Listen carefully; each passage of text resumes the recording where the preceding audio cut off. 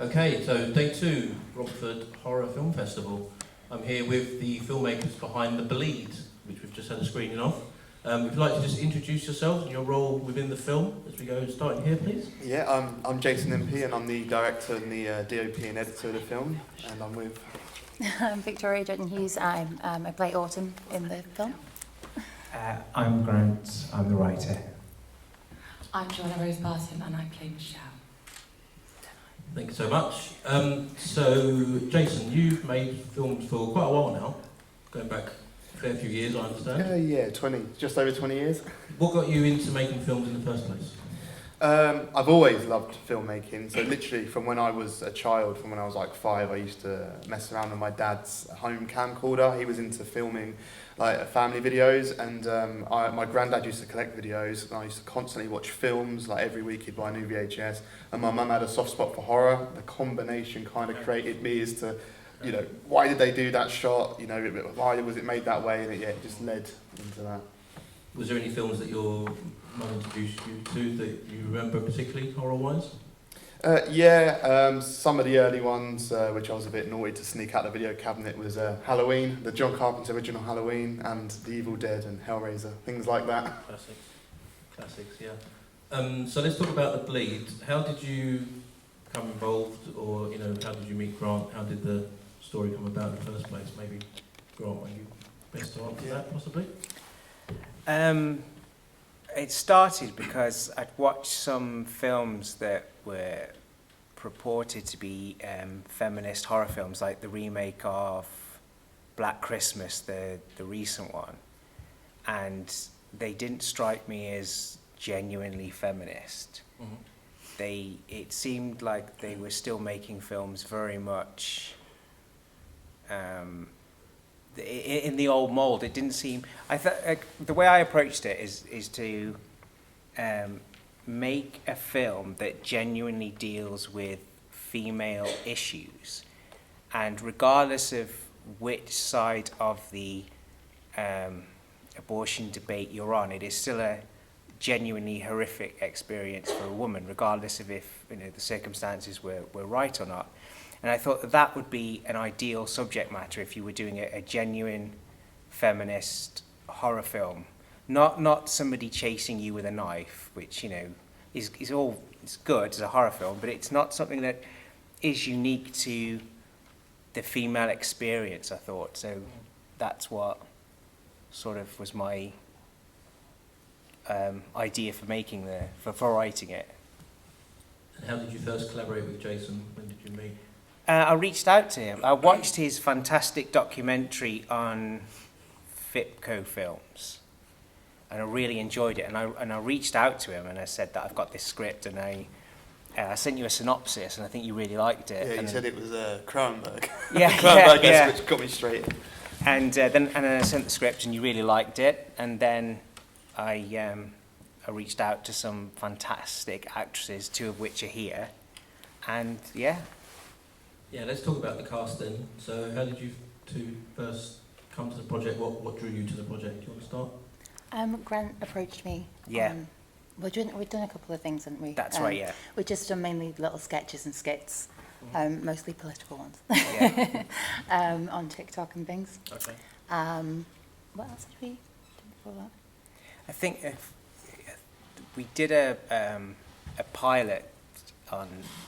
You had a small part in a pilot that I co-wrote. Oh yeah. And basically that, like you say, we just did skits on TikTok and stuff, and yeah. Yeah, and then Grant sent me the script, and I really liked it. I thought it was an interesting take. Yeah. So I was happy to get involved. How about you, Joanna? Yes, so I think we knew each other through a mutual friend first, didn't we? Yeah. Our friend Louis Frost. And had I done another film by then in which you'd seen? I think maybe. Yeah. Maybe Listen or something. Yeah. So we knew about each other, and then again, like Victoria, I saw the script, and I was like, yeah, this is cool. But let's go for this one. So that's how it all came about. What specifically in the script was it that kind of drew you, that you thought, okay, I need to work on this?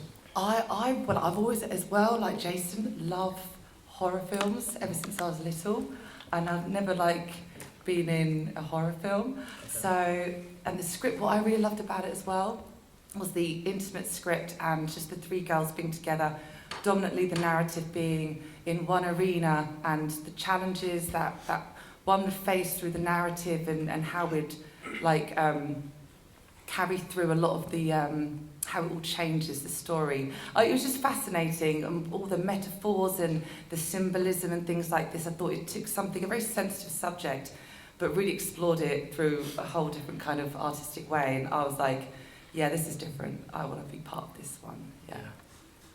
Yeah, you touched upon it there. It's basically it's a one location film, essentially. Was it a real bathroom? First question. Yes, it was. It Okay. was. Yeah. How does that come about that you find somewhere like that? It was really hard. It took months of trying to find a location, which was delaying the production, and I managed to pull strings from a friend that I'd been doing some filming for, and they knew someone that had a whole. It's like a pub place, and it was shut for the day, and they was renovating it, so they let us have the run of the whole building. So the whole film was shot in a building. Like we had the upstairs, which was a construction site, the bathroom, and it was ideal. Yeah. It's a rare thing. That's, It is in the indie world now. Exactly. Good, excellent. So, what kind of challenges with that very, very few number of locations? What kind of challenges do you face as a filmmaker, and also ask the cast the same question afterwards? With me, it's time. I'm always against time. Believe it or not, the film was shot in a day. And it was a long day. And how I did that was there had been a lot of rehearsals on Zoom that these guys had been doing, so they knew the script. They knew the script really well because it was a big 45-page script. And so I was able to treat it like a piece of theatre. I actually got them to do the bathroom takes in one take, and I repeated that a few times for the different angles, but they were doing like 20-30 minute takes. So it was that kind of I'd used that approach before for a film I did. There was a pub scene in Tortured that had a 30-page part, and I applied the same technique to that. It's not ideal doing it that way, and it wears people out, but everyone was from so far away, it would be hard to get us all together again, to be honest. So it was a very long day, a very long, like 16-hour day. Wow, okay.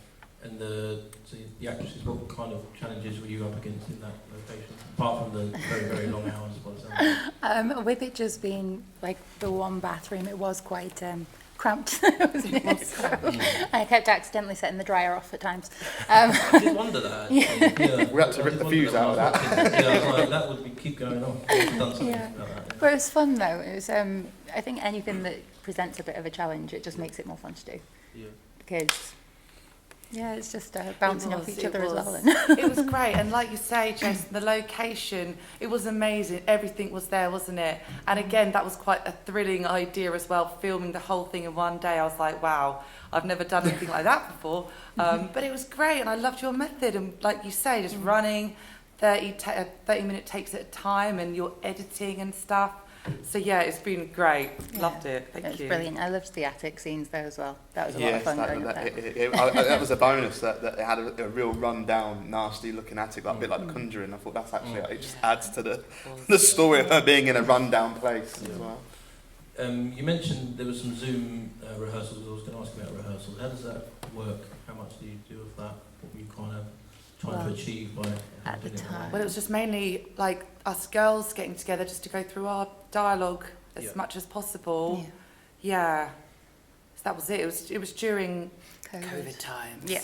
So yeah, lots of Zoom going on around the world anyway. So it's good.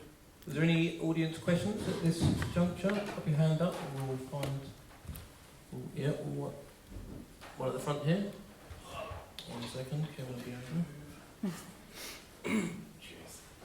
How tricky was it to actually film in the bathroom? Because I can imagine it was probably quite compact by the looks of it. Yeah, it was really hard.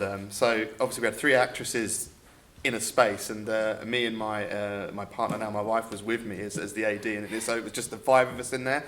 I did put a 17mm lens on, so I had a really wide lens, but it did mean that like me and Rachel were like against the wall trying to get some of the shots, and I couldn't light it very well because again you were seeing the whole area, so I was having to like hang lights off of very dodgy rigs on the top of the toilets and hide mics and that. So yeah, it was very challenging technically. In fact, we needed such a small crew because I wouldn't be able to fit anyone else in that bathroom.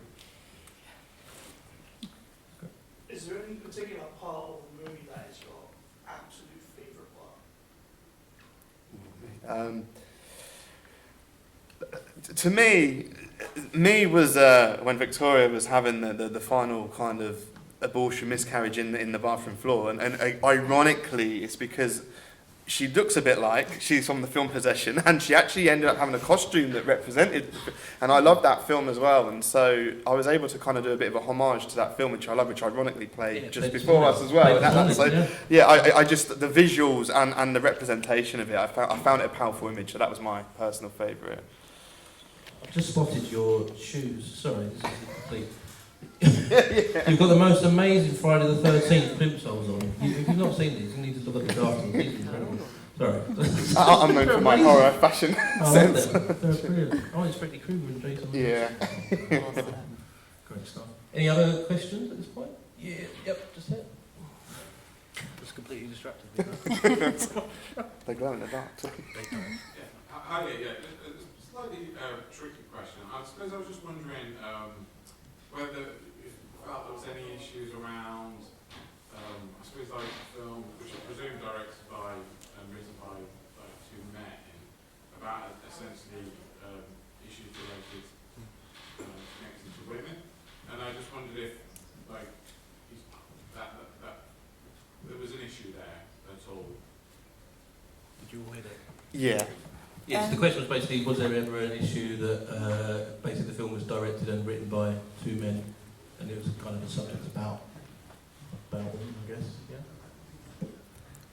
For me, being on the set, I had my partner Rachel to give me some advice and keep me in check about how to approach some of the things, and the actresses I did give quite a lot of freedom to, because again they were bringing their own experience interpretations, but the script from the get-go, that's your... Because we followed the script pretty much to the T, actually. Yeah. I'm autistic, and I already sort of have a sense of living in a world that isn't made for me. It's made for, what's the correct term for people who are Neurodivergent. Yeah, neurotypical. Well, that's So I'm a neurotypical. yeah, I already live in a world which is neurotypical and not structured for me. So because I already do that, I felt that, and the intention was there, I felt that I was able to write for female characters on female issues. Yeah, I mean, you'd have to ask the actors if they were happy with, if they felt that women were fairly represented as characters in the story. Yeah, I mean, I liked the because a lot of the symbolism and what it represented and things, like the dream, the darkness, and I think there's so many people out there who experience things just differently, and I have my own experiences with it, and I saw it as just a representation, like just very artistic, and it's just a point of view, and yeah, so I didn't have any issues myself, hence why I wanted to do it, to explore it, I guess, and bring that subject to life, but in a different light. So, but yeah, interesting, very different. So I just really liked the take on it, and obviously with everything, everybody's experience is individual to them. So I just thought Autumn, yes, she's naive, and she can be insipid at times, I think, as well, but she's also just somebody who's living their own life, and, you know, she's, I've completely forgot where I'm going to go with this. No, she's, you know, everyone's experience is unique, isn't it? And I don't have a problem with the fact that it was written by a man. Yeah, I think the question of representation is an important topic, and I think that's a really fair question, and also a really fair answer. So yeah. Right, final question for each one of you. What are you working on next? Jason, do you want to go first? I'm busy editing at the moment. I'm editing a feature film called Mr. Hyde, The Untold Story that I was a DOP on, and I'm also editing another film I DOP'd on called She's a Bitch, which was made by Eileen Daly that I've teamed up with again. So I'm deep in the edit suite for the next couple of months. Okay, I'm just waiting to hear back on some self-tapes, and I have another role in another short film, but I can't say what it is yet. nice. Okay. I'm writing stand-up. Great. Oh, yeah. Oh, nice. Good. And I just wanted to say as well, it's really great to see these guys again. So thank you for being in my life, because I've only met Jason and Victoria like once before, and I've never ever met Grant before. So I just want to say it's really nice to meet you for the first time. We've been chatting for like 4 or 5 And years. it was 2 years ago the film was shot, And so it's it's been 2 years. and we haven't actually met, so it's great to meet you. You too. And And you. I'm working on loads of stuff, guys. I've got so much energy. I'm a singer as well as a producer. I'm doing lots of stuff. I won't bore you with it, but it's all good. So thank you. Thank you for asking. Great stuff. Thank you for coming. Thank you for bringing your film, submitting it. And yeah, can I have a round of applause, please, for the Thank you. Thank you.